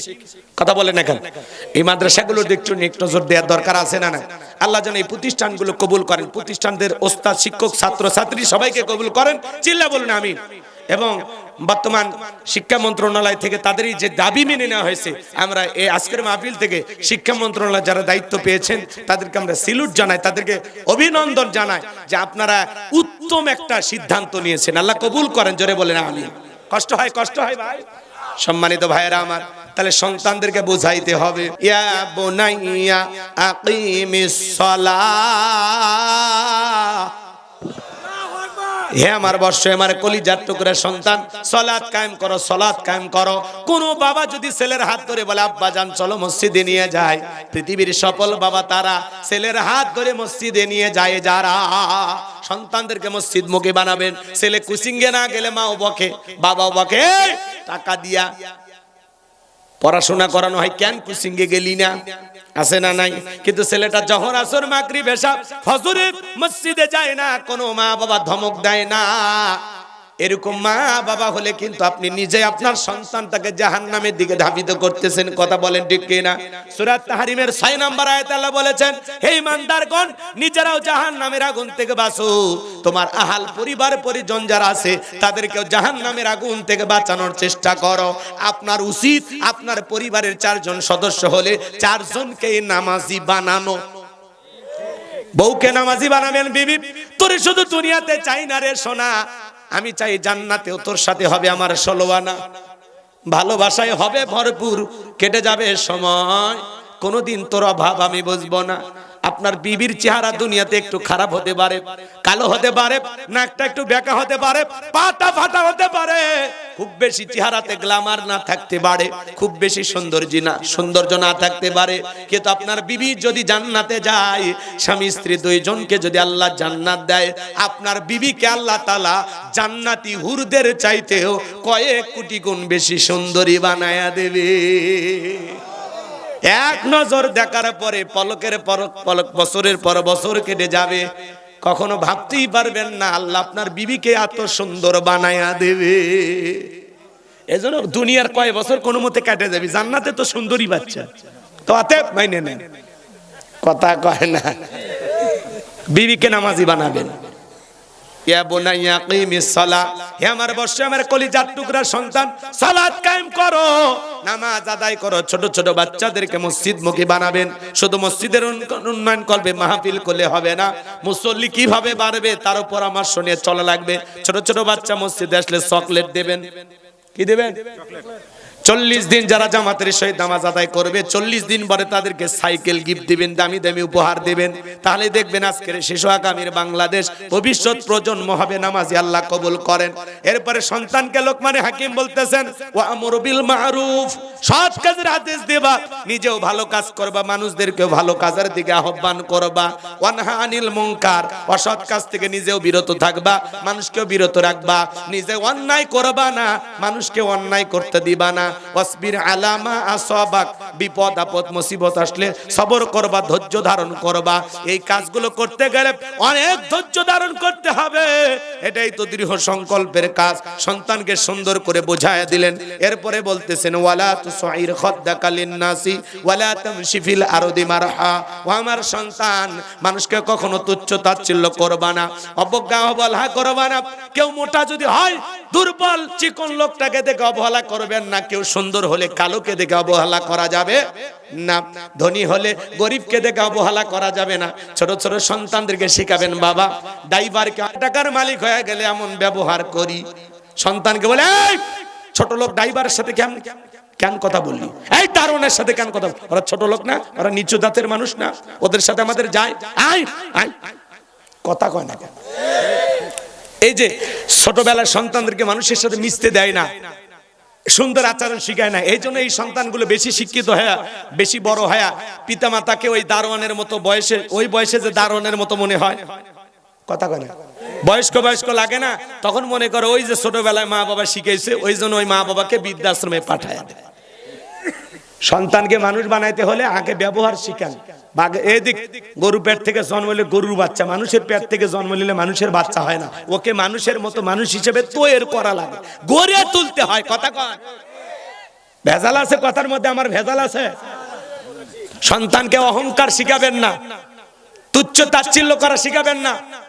আজকে আপনি কয়টা টাকার মালিক হয়ে গেছেন, সন্তানকে বলে, খবরদার এলাকাত কাকু টাইম দিবি না, তুই কার বেটারে, 2-4টা লাশ ফালায় দিবি, এই মামলা মোকদ্দমা যা হয় আমি দেখো রে। মন্ডল বংশের লোক তোরা, তালুকদার বংশের লোক, শেখ বংশের লোক, কথা কয় না কেন? সন্তানকে অহংকার শিখায়, আছে না? কোন একটা ছোটখাটো বিষয়ে ঝামেলা আছে, তোমাদের সাহস কিভাবে হয়, এই গ্রামের সবচেয়ে প্রভাবশালী লোক আমরা, আর আমার ছেলের সাথে এটা হয়েছে, মানা যায় না। এই পুলিশকে ফোন দে, হ্যালো থানার ওসি সাহেব চলে আসেন, চেয়ারম্যান সাহেব। কি মাতবাড়ি, কি অহংকারী, কি দাম্ভিকতা। এই যে হাইফাই করতেছো, হঠাৎ করে যদি হাতটা ব্লক হয়ে যায়, কিসের অহংকার ভাই, কিসের অহংকার? কিসের অহংকার করেন আপনি? কথা কয় না। আল্লাহ যেন আমাদের হেদায়েত দান করেন, আমরা নরম হব, বিনয়ী হব, সবার সাথে ভালো ব্যবহার করব, আল্লাহ বুঝ দান করেন। এরপরে বলতেছেন ওয়ালা তামশি ফিল আরদি মারহা, ও আমার সন্তান এই জমিনে দাম্ভিকতার সহিত বিচারণ করো না, অহংকার করো না। আপনি কি অহংকার করে জমিনে লাথি মেরে জমিন ফাটায় ফেলতে পারবেন? আপনার পা ফাটে যাবে, জমিনে কিচ্ছু হবে না। আল্লাহ তাআলা বলতেছেন ইন্নাল্লাহা লা ইউহিব্বু কুল্লা মুখতালিন ফাকুর, যারা এই দুনিয়ার জমিনে অহংকার করে আল্লাহ তাদেরকে পছন্দ করে না। যারা অহংকারী আল্লাহ এদেরকে ভালোবাসে না। ক্ষমতা পাইলে অহংকার করা যাবে না, টাকা থাকলে অহংকার করা যাবে না, সম্পদ থাকলে অহংকার করা যাবে না, সুন্দরী বউ থাকলে অহংকার করানো যাবে না। কথা কয় না? ছেলে মেয়ে বেশি শিক্ষিত হলে অহংকার করা যাবে না, কয়টা টাকা হলে অহংকার করা যাবে না, চেহারা সুন্দর হলে অহংকার করা যাবে না। কিসের অহংকার ভাই? এক ফোঁটা নাফাক পানির থেকে আল্লাহ আপনাকে আমাকে সৃষ্টি করেছেন, এই মানুষের কিসের অহংকার? এখনই নিঃশ্বাসটা বন্ধ হয়ে গেলে কবরে শায়িত করবে, কিসের অহংকার আপনার? কোনো অহংকার না। এই যে ওটা বসা করতেছেন, আমি আরো কয়েকটা উপদেশ ছিল বলতে চাচ্ছিলাম, রাত 1টাও বেজে গেছে। আলহামদুলিল্লাহ আপনারা মোটামুটি ধৈর্য নিয়ে শুনেছেন আমার কথাগুলো। আমি আপনাদের জন্য দিল থেকে দোয়া করি, আল্লাহ বক্তা শ্রোতা সবাইকে সূরা লোকমানের যে শিক্ষা, যে তাৎপর্য, যে আলোচনা হয়েছে এর উপরে যেন আল্লাহ আমাদের আমল করা তৌফিক দান করেন। সকলে বলুন আমিন। ওয়া আখিরি দাওয়ানা আনিল হামদুলিল্লাহি রাব্বিল আলামিন। কি বাবা বিয়ের ঘটনা এ মনে আছে? ওইদিকে না যায়, 1 ঘন্টা ওয়াজ করা লাগবে ওইদিকে, তাহলে কিন্তু ডিজিটাল মার দেওয়া লাগবে। গোছায় না সাদিক, গোছায় না, কই গেল? শোনেন শোনেন, অনেক রাত হচ্ছে বাজান। কি কিছু বলবেন নাকি? আপনার বলা শেষ হয়নি না? আর বলাটা বললা কি কি বলবেন? আলহামদুলিল্লাহ আমাদের প্রধান বক্তা সাহেব আপনাদের সামনে অতি মূল্যবান কথাবার্তা বলেছেন। এগুলো আমাদের আমল করা প্রয়োজন, আমল করতে হবে।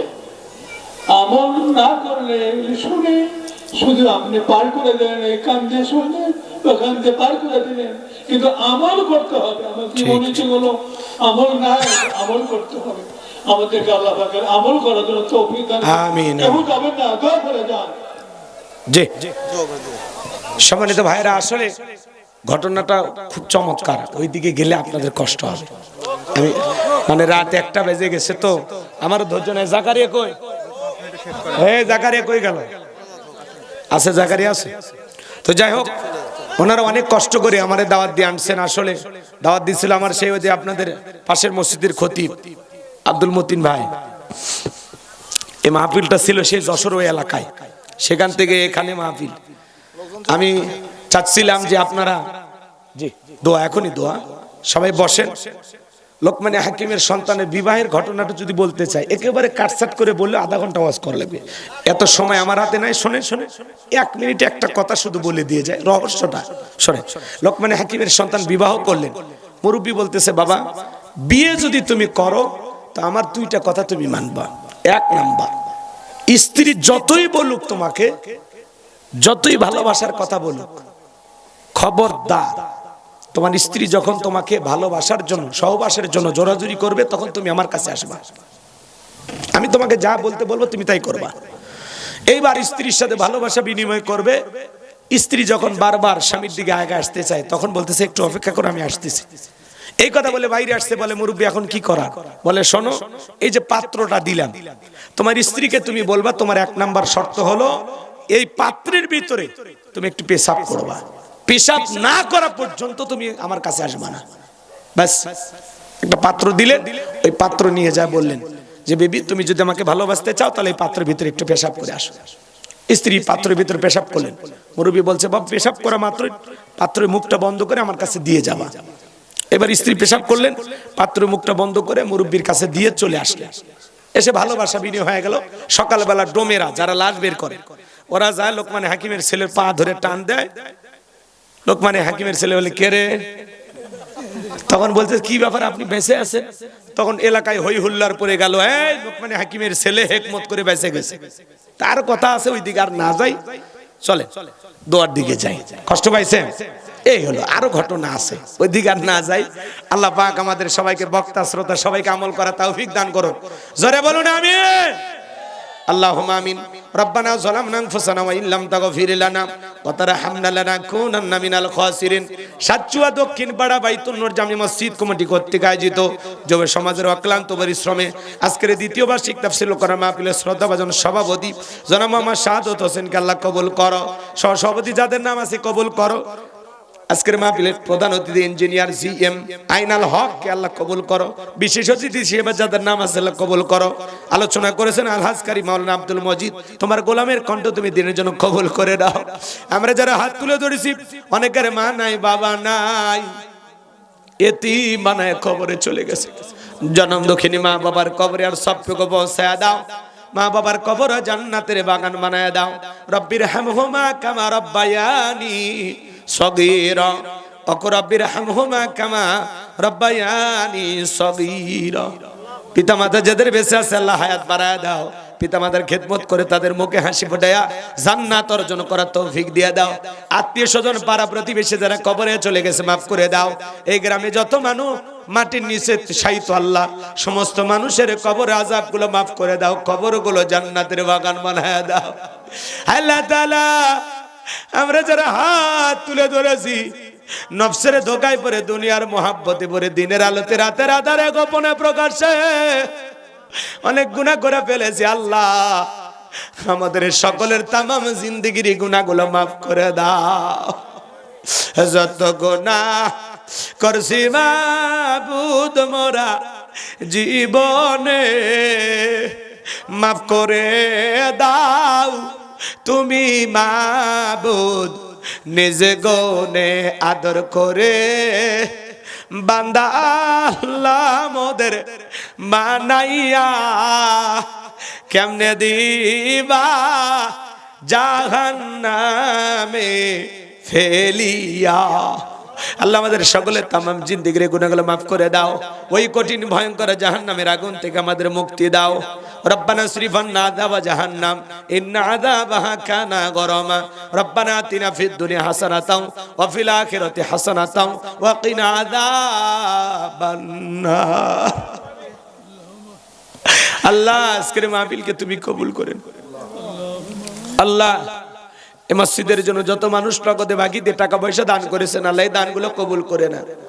আমার মা বোনের কষ্ট করে আলোচনা শুনেছে, পর্দা করা তৌফিক দেন, নামাজি বানায় দেন, স্বামীর খেদমত করা তৌফিক দেন, তাদের দাম্পত্য জীবন হযরত আলী আর ফাতেমার মতো ভালোবাসা দিয়ে ভরপুর করে দেন। আল্লাহ আমার জাকারিয়া ভাই তার বাপ বিদেশে থাকে, আল্লাহ তাআলা আমার জাকারিয়া সব ভাইকে তুমি কবুল করো, তার হায়াত বাড়ায় দাও, জিন্দেগির গুনাহগুলো মাফ করে দাও। আমাকে অত্যন্ত মহব্বত করেন, ভালোবাসেন, মাঝে মাঝে ভালোবেসে অনেক কিছু আমারে উপহার দেন। আল্লাহ আমি জাকারিয়ার কথা ভুলতে পারি না, চমৎকার মনের একটা ছেলে। আল্লাহ তার জীবনের স্বপ্নগুলো তুমি পূরণ করে দিও। আল্লাহ তার পরিবারের সকল সদস্যকে কবুল করো। তার মা আজকে আলোচনা শুনেছেন, নানারা আল্লাহ তাআলা যারা আলোচনা শুনতে এসেছেন তাদের হায়াত বাড়ায় দেন। আল্লাহ তার মার হায়াত বাড়ায় দেন। তার বাবা বিদেশে থাকে, আল্লাহ আজকে 22 বছর ধরে প্রবাসী জীবন যাপন করে। আল্লাহ তোমার গোলামকে হায়াতে তৈয়বা সিয়াতে কুলিয়া দান করো। আল্লাহ তাআলা মাহফিল বাস্তবায়ন যারা করেছেন, লাইটিং মাইটিং পোস্টার ব্যানার ডেকোরেটর ভাইরা সহ যারা যেভাবে সহযোগিতা করেছেন সবাইকে দুনিয়া আখিরাতের উত্তম জাযা দান করো। আল্লাহ যারা স্বেচ্ছাসেবকের দায়িত্ব পালন করেছে তাদের ঈমান খালিদ বিন ওলীদের মতো বানায় দেন। যে বাড়িতে খানা খাইলাম বসলাম ওই বাড়ির উপর খাস রহমত বরকত নাজিল করে। আমার মিডিয়ার ভাইদেরকে কথাগুলো সুন্দরভাবে প্রচার করা তৌফিক দেন, তাদের ব্যবসায়িক জীবনে বরকত দেন, তাদের জীবনের সমস্ত ত্রুটিগুলো দূর করে দেন। আল্লাহ তাআলা আমার সাদিক ভাই, হারুন ভাই, আব্দুর রহিম ভাইকে আল্লাহ কবুল করে নাও। আল্লাহ আমাদের চলার পথকে নিরাপদ বানায় দাও। সমস্ত টেনশন মুক্ত হয়ে আমাদের এই জীবনে চলার তৌফিক দেয়া দাও। সমস্ত বালা মুসিবত থেকে আমাদেরকে হেফাজত করো। শত্রুতা জালেমের জুলুম থেকে হেফাজত করো। তামাম পৃথিবীর মুসলিম উম্মাহকে হেফাজত করো। ফিলিস্তিনি মুসলমানদেরকে বিজয় দাও। বাংলাদেশের মসজিদ মাদ্রাসা কবুল করো। হক্কানি উলামা ইকরামদের কবুল করো। দেশি বিদেশি সকল ষড়যন্ত্রের হাত থেকে আমাদের প্রিয় মাতৃভূমি বাংলাদেশকে আল্লাহ হেফাজত করো। আল্লাহ তাআলা আমি আমার এলাকার মানুষের জন্য দোয়া করি। আল্লাহ গত কয়েকদিন আগে এলাকায় আমি মাহফিল করলাম, আমাকে ভালোবেসে তারা হেলিকপ্টার ভাড়া দিয়ে আমার গ্রামে নিয়ে গেছেন। আমি গ্রামে মাহফিল করেছি, হাজার হাজার মানুষ আমার কথা শুনেছেন, 2.5 ঘন্টার মতো আলোচনা করেছিলাম। আল্লাহ আমি গ্রামের মানুষের ঋণ শোধ করতে পারবো না, 3 বছর আমি আমার গ্রামে আলোচনা করেছি, আল্লাহ আমার গ্রামবাসীকে তুমি হেফাজত করো। আল্লাহ আমি মাদ্রাসা বানাইছি, আমার মাদ্রাসায় 70 জনের মতো ছাত্র, 24 জন এতিম গরিব অসহায়, যাদের থাকা খাওয়া চিকিৎসা পোশাক সম্পূর্ণ ফ্রি। আল্লাহ আমার মাদ্রাসাকে তুমি কবুল করো। মাদ্রাসার পাশাপাশি মসজিদ বানাবো, গণকবরস্থান বানাবো, তোমার এই গোলামের স্বপ্নগুলো তুমি পূরণ করে দিও। আল্লাহ এই মসজিদ কমিটিকে কবুল করো, মসজিদের মুসল্লি ভাইদের কবুল করো, সবাইকে 5 ওয়াক্ত নামাজি বানায় দাও। সূরা লোকমান থেকে যে উপদেশ, যে শিক্ষাগুলো আমি তোমার গোলামদের সামনে আলোচনা করেছি, আল্লাহ বক্তা শ্রোতা সবাইকে কথাগুলোর উপরে আমল করা তৌফিক দিয়ে দাও। আল্লাহ প্রচন্ড কুয়াশার ভিতরে যারা কোরআনের মোহাব্বতে রাত্রি 1টা পর্যন্ত বসে থাকলো, আল্লাহ আমি কি বলে তাদের বিদায় দেব? আল্লাহ কোরআনের হেদায়েতের নূর দিয়ে অন্তরগুলো আলোকিত করে দাও। আল্লাহ জান্নাতে যাওয়ার মতো নেক আমল করার তৌফিক দাও। জীবনে কোনোদিন যদি এলাকার মানুষের সাথে দেখা না হয়, এই মুখগুলো জান্নাতের সিঁড়িতে পরিচয় করায় দিও। আল্লাহ আল্লাহ আমাদের সবাইকে জান্নাতি মানুষ হিসেবে কবুল করে নাও। সুবহান রাব্বিকা রাব্বিল ইজ্জাতি আম্মা ইয়াসিফুন ওয়া সালামুন আলাল মুরসালিন আলহামদুলিল্লাহি রাব্বিল আলামিন। জীবন একটাবার সোনার মক্কা মদিনায় কবুল করে নিও। আল্লাহ ডেকরোডায় ভাইয়ের ব্যবসায় তুমি বরকত দিও। আল্লাহ তাআলা অনেকে দোয়া চেয়েছেন, নাম না জানা টাকা পয়সা দান করেছেন, দোয়া চেয়েছেন, আল্লাহ এই দানের বিনিময়ে তাদের কোটি কোটি টাকার মালিক বানায় দাও। এই মসজিদের যত কাজ বাকি আছে আল্লাহ, এটা তোমার ঘর, তোমার যে গোলামেরা দান করেছে আল্লাহ, এই দানগুলো কবুল করো। এই দানের উসিলা করে কিয়ামতের ময়দানে আমাদের সবাইকে তোমার আরশের নিচে ছায়া দান করিও। আল্লাহ এই মসজিদকে কাল কিয়ামত পর্যন্ত কবুল করো। মসজিদের মুসল্লি বাড়ায় দাও, নামাজের সংখ্যা বাড়ায় দাও। আল্লাহ এলাকাবাসীর উপর খাস রহমত বরকত নাজিল করো। মৃত্যুর সময় দয়ার নবীর চাঁদ মুখখানা দেখতে দেখতে আমাদের সকলের জবানে জারি করে দিও লা ইলাহা ইল্লাল্লাহু মুহাম্মাদুর রাসূলুল্লাহ সাল্লাল্লাহু আলাইহি ওয়াসাল্লাম। আসসালামু আলাইকুম ওয়া রাহমাতুল্লাহি ওয়া বারাকাতুহু।